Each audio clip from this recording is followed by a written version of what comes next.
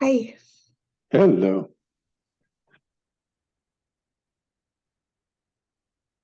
There's someplace I'm supposed to check something. I don't know. To start your video, you mean? Yeah. Oh, okay. Where is start? Here we go. I just asked.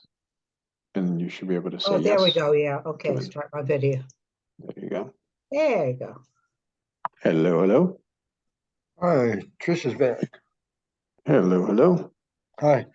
I'm going to rename Keith. Yeah, you can hear me? Yes, I can. All right.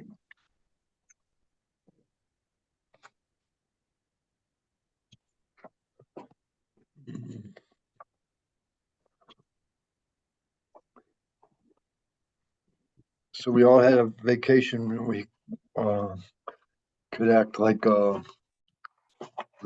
spirituality doesn't exist there for a few weeks now. Indeed. Well, hopefully you don't exist because of spirituality. That's the... If you threw spirituality out the window and just kept, going on with your daily routine life saying, oh, this is happening to me and I'm really happy about this or I'm really sad about this and all this, then yeah. So if you weren't there, because your spirituality, you were remaining with your selfless self. So gunning for me.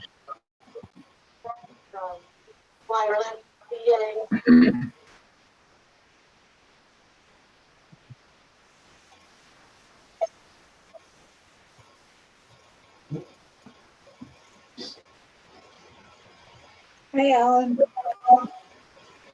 Hello there. Hello.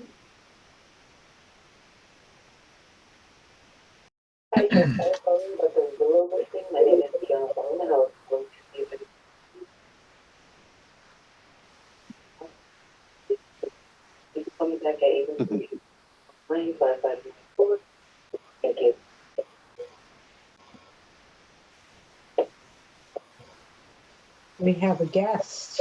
Indeed. Say hello. Yeah. Hi. Hi. Hello, hello.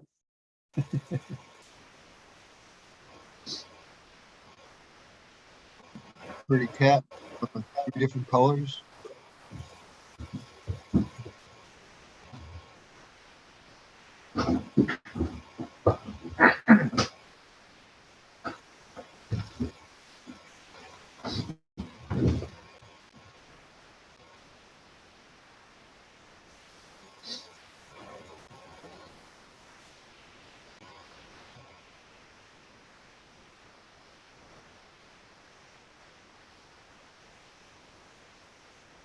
I guess wonder what all that hit sound is. Whoop, you're kind of breaking up, Keith. I wonder what all the hissing sound is. Do you hear that? Some like Yes. voices, animal voices. Oh, There you go. It's done. Oh, okay. Yeah, there was like a staticky sound. Yeah.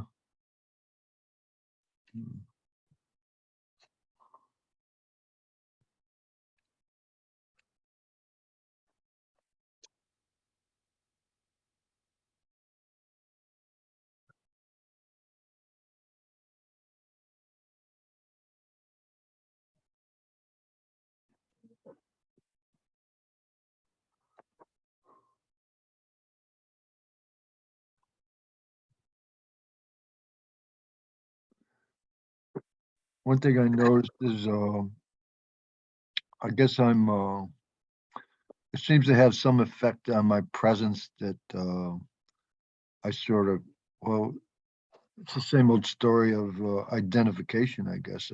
I'm giving sort of reality to others as if they exist as others, when really there's just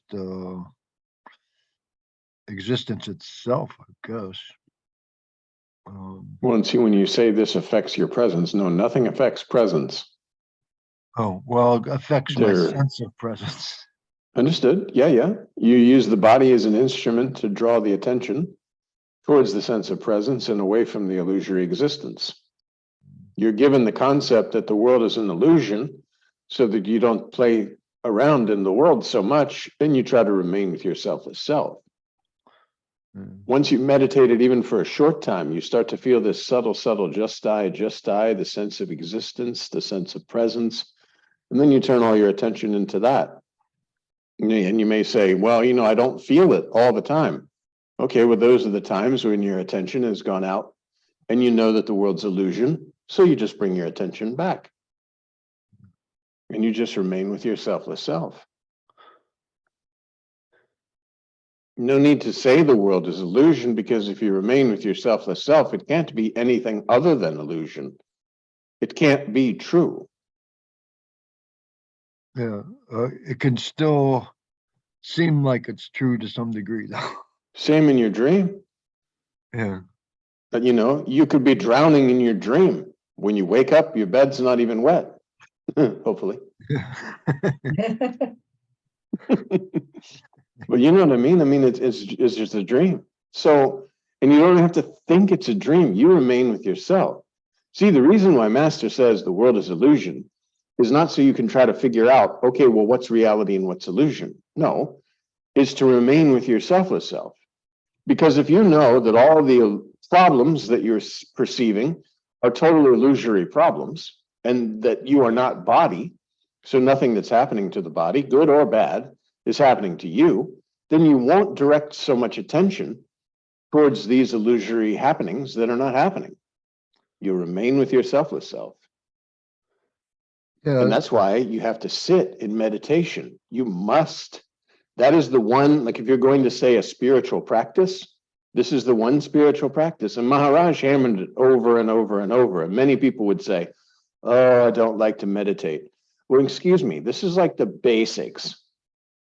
Like if you don't want to meditate, then read all the books you want, go to all the masters you want, do all the spiritual retreats you want, walk around Arunachala 55 times naked or clothed, and nothing. Because meditation, that's what all these practices are supposed to do, to get you to your own self to say, oh, none of these practices are working. I'll have to do this meditation. It erodes this egoic sense that I don't want to meditate, which is nonsense, because that's your natural state when you're not thinking about yourself, which is an illusion that appears. So you remain with your selfless self. Maharaj tried it in 100,000, because I'm reading some of the books again. He tries in 100,000 ways to say meditation is a must. And somebody raises their hand. Maharaj, what if it's difficult for me to meditate? Okay, again, meditation is a must. And we are not speaking of meditation sitting on a lily pad with your fingers in the Om position and chanting. We're talking about just remaining with your selfless self, sitting quietly with yourself, just seeing what's there. This subtle sense of presence.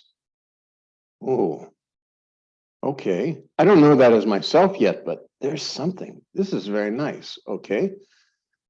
Now I have discovered removing the body without even knowing I'm removing the body, and remaining with the sense of presence. All the objects that come and go, Master tries to get rid of this by saying the world is illusion. Well, how is the world illusion, Master?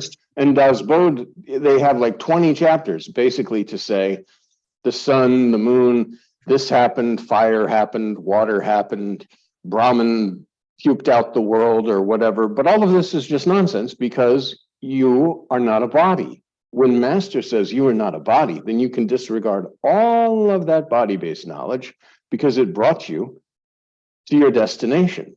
So you no longer need the roadmaps. You no longer need all the what am I and what am I not, and how do I do the neti, and how do I remain with my selfless self, and all this stuff. Forget about all that. Now you know yourself, and you just remain. Then you go about your routine life. Something comes up. Okay, Master says the world's illusion. Now you don't have to get so involved. Do your job, do your duties, but don't be like, oh my God, this terrible thing's happening. What to do? I don't know what to do. I have to go ask a million people for advice. And it's so hard to be on the spiritual path and live a routine life. No, this is not true, because you know the world is illusion. You have to participate while you're using this body form. Body form's available, use it in the moment and forget it. And remain with your selfless self. You train yourself to remain with yourself, and mind ceases because mind is no longer interpreting the illusory world, which is all it can do. Mind can't interpret yourself because this mind came after yourself. It appeared on spontaneous presence. All the images, all the thoughts, all the everything that it's giving you is about the illusory world, which is not true and doesn't need so much attention.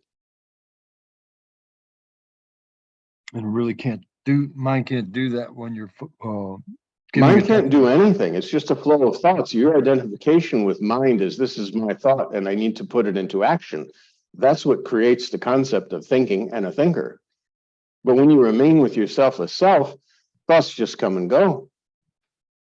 The mantra actually does put something in place to where it's not happening. It's the broom. Little thing, you open the door and leaves come in, you sweep the broom. Sweep, sweep, sweep, leaves no more. Or like Maharaj says, antivirus software. Your computer, this mind, is filled with wrong files because everything that the mind has accumulated and all the memories that you've had are based on the belief of being a body. Every experience you've ever had was from the point of, this is happening to me, and me is John, this flesh and blood and bones. This is not true. These are the wrong files. So mantra, slowly, silently, and permanently erases these wrong files. So then you're not so affected. Your computer's not all slowed down by, oh, life is tough. This is happening to me. You know, the doctor said I'm sick, and oh, woe is me. Oh, look, my friend just died. Oh my God, I'm going to be dying. What about my life? You know, have I saved enough? Have I done this? Have I done that? Oh my goodness. No, no, no. Because you remain with your selfless self. Oh, it sets up resistance. There's no resistance because you're formless. Resistance to what? Only resistance is when you create an illusory something. Oh, that's what that something can come. Even the wind, when it's windy outside, it blows the hair on the body that you're using, but you're not affected by the wind at all. And if you remain with your selfless self, you can actually feel this wind. And it's a strange thing because, you know, it's like the wind is hitting against your house, but you absolutely know nothing is touching you. You know, I was getting a sense of today of that, just that somehow I can't say I am nothing, but there's a nothingness is some kind of a reality that is untouched by everything else. That seems to be something else. When we say unmanifest, which means all of manifestation has appeared from the unmanifest. But again, even this is not true because you have to have the knowledge of ignorance and knowledge in order to form the concept of unmanifest. Just like illusion is that which is not, but yet we speak a lot about illusion. And there are so many questions about illusion. But if we said something that is absolutely positively not true and does not exist, and instead of using the word illusion, we sort of really describe that nothing is something that absolutely doesn't exist, then how would you feel about asking questions about something that doesn't exist? Because every question would be answered with, oh, that doesn't exist. But it is there, so there it has to be like a nothingness in order to make every seeming thing possible. And the seeming things are only the background of every experience is your own self. Where all experience ends, there you are. But sitting in and me asking, calling up a car manufacturer and saying, does the paint in my car withstand unicorn poop? And they say, what? No, no, no. This is a very serious question because I want to make sure before I buy this automobile that my paint will withstand unicorn poop or dragon breath too. What about dragon breath? These are questions about things that don't exist. So what is going to be the answer? Illusory nonsense. Even if they say, oh, yes, believe me, we're the only manufacturer that the paint is good, whether dragon breath or unicorn poop gets on it. You're covered. Because it's not true. I mean, think of the silliness. And that's why when you remain with your selfless self, there will be this realization that, well, how in the world could this world affect that you are? It cannot. It's like, how can a solid object within the space affect the space?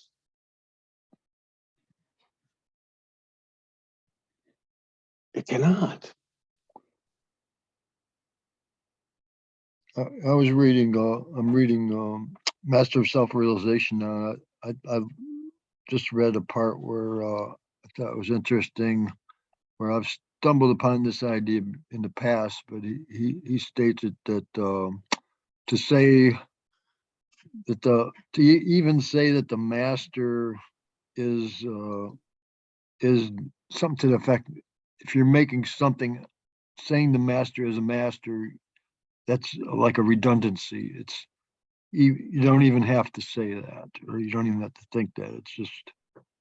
Well, Maharaj also says he has to take ego in order to be the guru or be a master. He has to take ego as a master, because otherwise he's just remaining with his selfless self. There's no reason to speak about these things.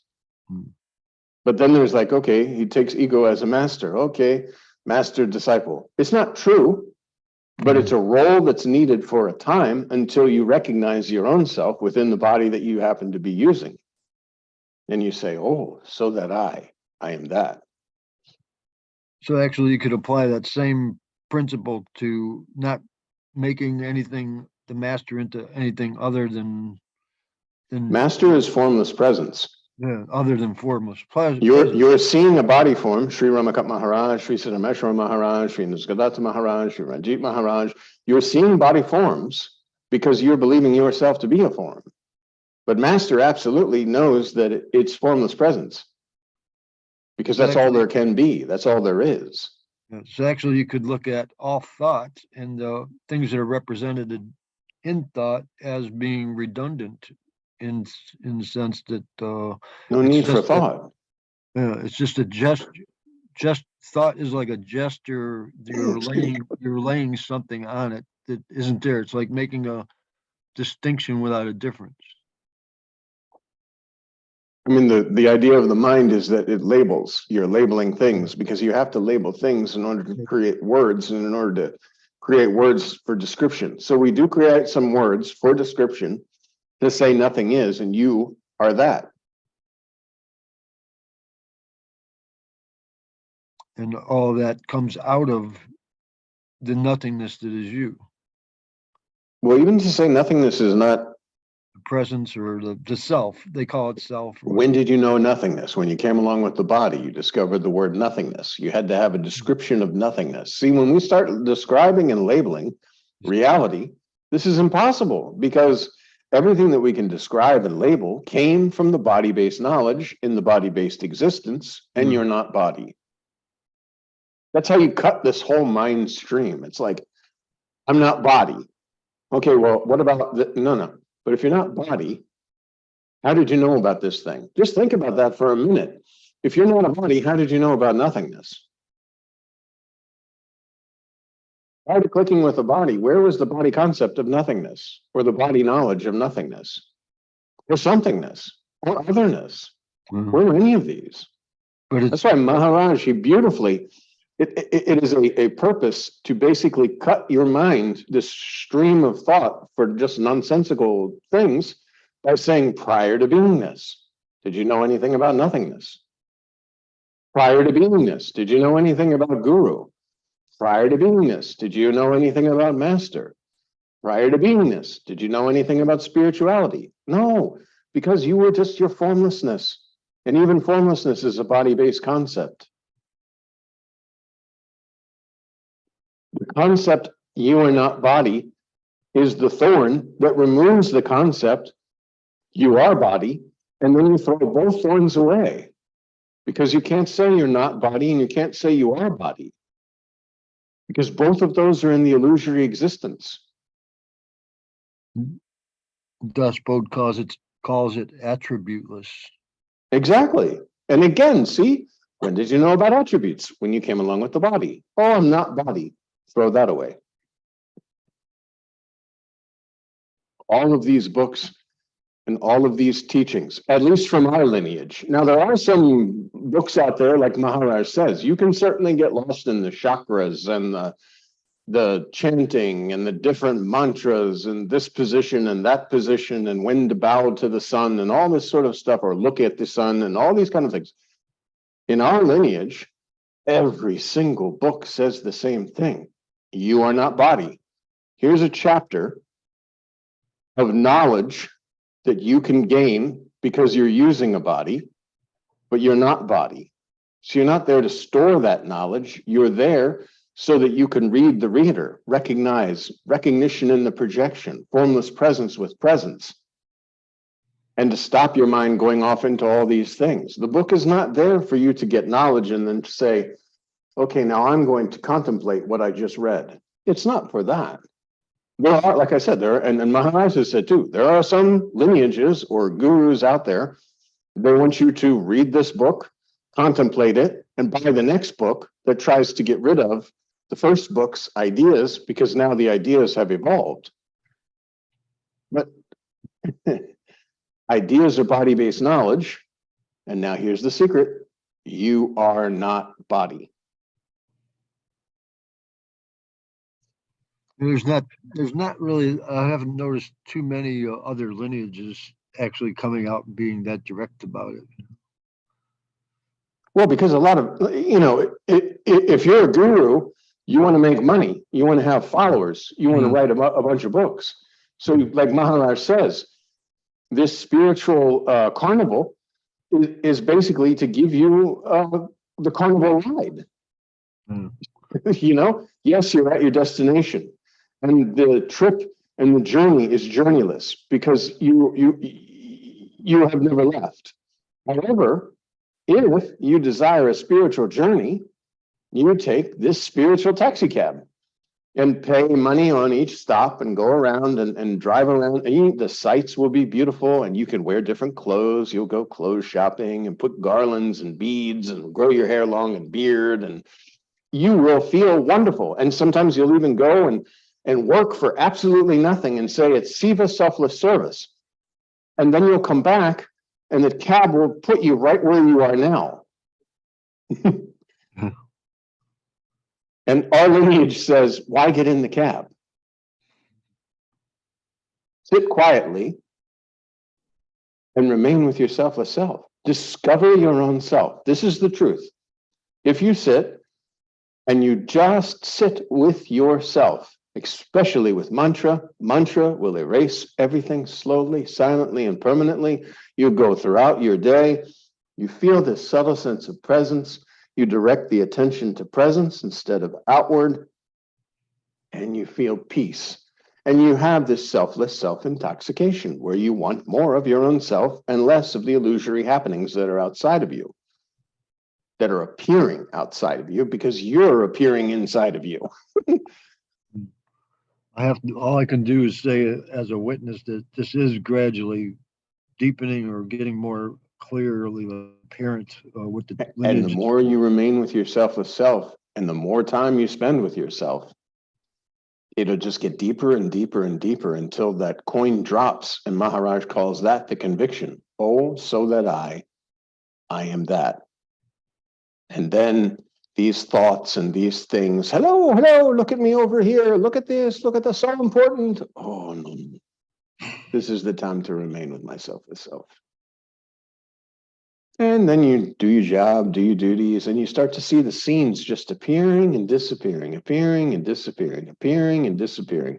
No concept of time other than calendars. No concept of you living a life. Maybe you can still celebrate your birthday. Oh, okay, I'm happy birthday, 1 year older. The body is. You don't even need to say the body is. You're just in your experience, just as if you're dreaming. I'm celebrating a birthday today. Okay, and now it's gone. And like in the Bhagavad Gita, where Krishna says, listen, this war that's happening, you have to do your best in the moment. Don't take an egoistic approach that I'm going to destroy these people or whatever, but you must fight. You're a warrior. This is your duty, is to fight. Your duty is to go and do whatever you're doing in before you, and then leave the result. Because as Krishna also says, this battle has already been lost or won. All these beings on this field do not exist. So no one's dying and no one's being killed. And you have to translate that then into your own experience of scenes are appearing and disappearing. And You do your job, do your duties in the moment. That's it. I never really could relate the story of Bhagavad Gita to my own experience. Well, remember, Nisargadatta Maharaj says you are Krishna. Because Krishna says you are Krishna. And that's not like a horrible thing like people say, oh my God, how can you be this religious guy? No, because Krishna says, I am every being. Every being is in myself. Of course, because Krishna is speaking from the formless reality through the body form labeled Krishna. I never thought about it that way too much. Even when they talk about how Arjuna saw Krishna's body form and how it was amazing and all the worlds and all this, because this is trying to describe the sense of the merging of I am not body and this sudden realization, I am not body, because Krishna is laying out this very beautiful knowledge that you are not body. And then there's this recognition in the projection, presence to presence. And then there's a description trying to say like, oh, you are the worlds and you are the mountains and you are this and you are that and you are this God and that God and I see you in everything, because there's an understanding that I am formless and the master is formless. There is no separation. Jesus says the same thing. I and the Father are one. Mm-hmm. And then the most beautiful saying is, no one gets through the Father except through me, which is not me, Jesus. It's me, the me that's speaking in the form of Jesus Christ, because it's that Christ or that Holy Spirit or whatever that's actually doing the speaking. And people are writing down, nobody gets to the Father except through this dude, Jesus. No, it's not true. And Jesus would say, no, this is not what I said, actually. This is, we lost in the translation somewhere. Because I don't know myself as something. No one gets to presence as a person. I, John, cannot suddenly merge with presence, because John is within the presence and is an illusory object within the formless presence. There is no John. So even are you taking it to the point where even the body is not Body real? is the five elements. It's not real. Just understand, 5 elemental goo. Mom and dad got together, some goo was created. This goo grew because of food, water, popped out. Here's this lump of goo. Lump of goo is labeled John. And John starts to identify with this body form that is nothing more than a 5 elemental lump of goo. Yeah, certainly John the baby didn't put John in the lump of goo there. Well, the elementals, because again, just like, and see, this is where we start to get off, because this is where you'll start to get lost in the woods. Remember, in a dream, you could be dreaming that people are born and dying, but who's born, who's dying? You say, oh, the grass is real. Who created the grass? So forget about this 5 elemental thing. This is just, again, to explain that you're not the lump of goo that you believe yourself to be. The lump of goo will deteriorate, you will not. Formless presence attached with the body and know I exist. Mom and dad said you exist as John, and we're mom and dad. And we're going to introduce you to this world by creating all these concepts because we believe in them also. Eventually, this conceptual world became troubling, and you said, there's got to be more than this. And that's when you start to go on, quote, your spiritual journey. But again, this is within the dream. Waking consciousness. All of this is occurring within the dream. Your spiritual journey and your journey to, quote, enlightenment is occurring within the dream. It can't occur anywhere else.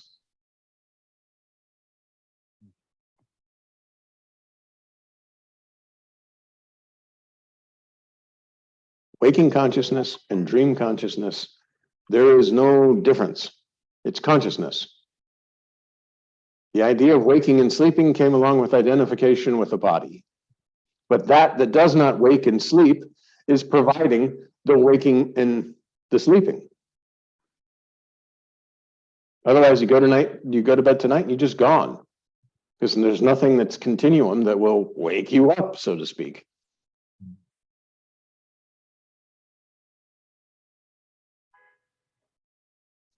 So you are. Nothing else is. But you is not this body form. And to say this, we can say this 100,000 times, and we could share it on Facebook and it would go viral. And still, if you don't remain with your own selfless self, you will not know this for yourself. You must discover this. Discover.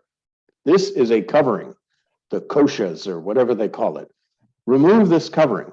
And it's not remove this covering other than to investigate your own selfless self. The covering is false. It will go on its own. You just remain with your selfless self. Just this very subtle sense of presence. Just I, just I. And you operate from this, I'm formless presence. So then do your job, do your duties. What's in front of you? Scenes appearing and disappearing, and scenes appearing and disappearing. You can enjoy TV, you can enjoy your friends, you can enjoy going out, you can do whatever you want to do because you know yourself in a real sense. And there is no deed and no doer, because in your dream, you can watch TV, you can have friends, you can do all the things you want to do, but it's not true. So don't take the touch. Scenes appear and disappear, appear and disappear. You are that. You do not appear and disappear. You are that to whom these illusory happenings seem to be happening, and appearances and disappearances are seen.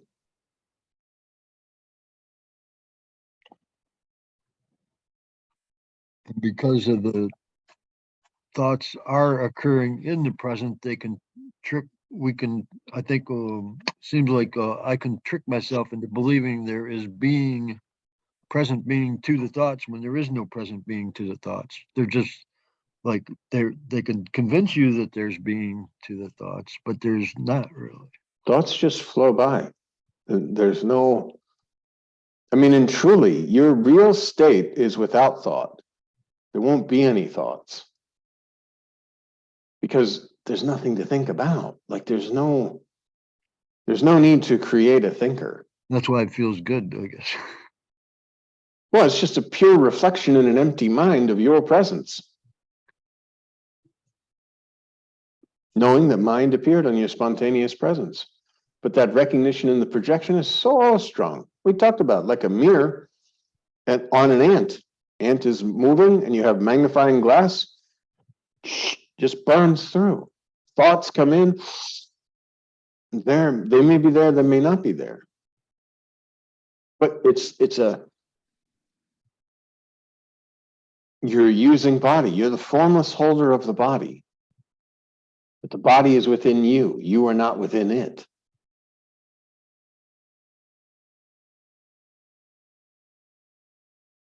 And you have to discover this. And in order to discover this, you really have to meditate. You really have to remain with your selfless self. You have to investigate the investigator, concentrate on the concentrator. No amount of anything else will introduce you to yourself. Master has said, this is your own self. Now you discover it.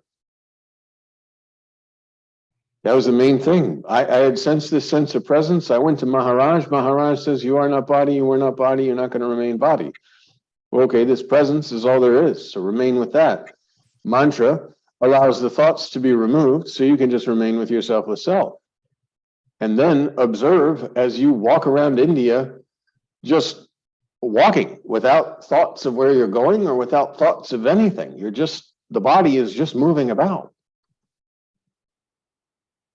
Or even the cab ride experience where it's pouring down rain and somebody had just said at the ashram, you know, India cab drivers, they drive in the rain, they zoom off the road and crash and all this kind of stuff. You got to be really careful driving at night. And here I am in a cab driving at night and it pours down rain and it's really heavy rain, but remain with mantra. No thoughts were forming. Oh, this is so dangerous. What if we don't make it? What if we die in India? Oh, the rain. No. And it was amazing because when I got to the airport, I kind of realized like there was no experience, no experiencer. That was, you have to do these things for yourself. Remain with your selfless self. Remain with the mantra. As you're moving about your day, see that there's no experiencer, no experience. No experience is happening. Nothing's happening.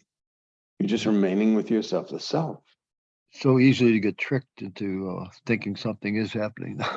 No, but it's not. Really, because, you know, I was told, remain with your selfless self. Here's mantra. Remain with your selfless self. Okay. I don't know, you know, the fertile soil was there and it was just like, remain with your selfless self. Okay. And two challenging experiences where I might have questioned something was the hospital experience with the food poisoning and driving at night in the pouring rain to get to the airport. But neither of those things were experienced because Master, that I trusted 100 million% said, mantra. Anytime you want to think about something happening, mantra. Remain with your selfless self. Do not give yourself away for anything. So you could apply the same idea to right now, that there's this is not really an experience. Of course. After this says less than 1 minute. We're all going to disappear. Boom. Yeah. I'm going to go and it's going to download. I'll shoot it up to YouTube. And I have to change some things on the website. Then I'm going to close this, walk over here, watch TV, and it's finished. Like until then, the little thing pops up and says, oh, Tuesday talk in half an hour. So, yeah. No experience, no experiencer. Scenes appearing and disappearing. It always comes back to being within me. The entire world is projected on your spontaneous presence. But it's not mine as an individual. But The entire world is projected on your spontaneous presence.